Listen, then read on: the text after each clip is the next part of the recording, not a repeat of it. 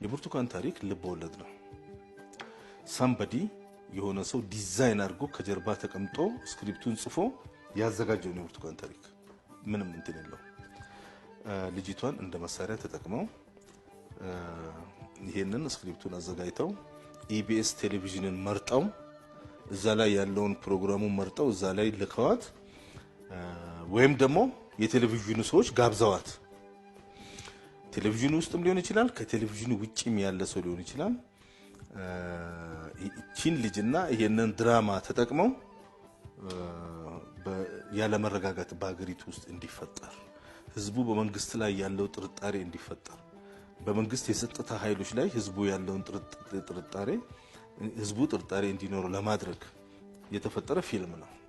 በተለይ አንድን አካባቢ አንድን ህብረተሰብ ለማጠልሸት ግጭት ለመቀስቀስ ዲዛይን ተደርጎ የሆነ የፖለቲካ ትርፍ ማትረፍ በሚፈልጉ ሰዎች ፍላጎት ላይ ተመስርቶ የተሰራ መሆኑ የተጋለጠ ስለሆነ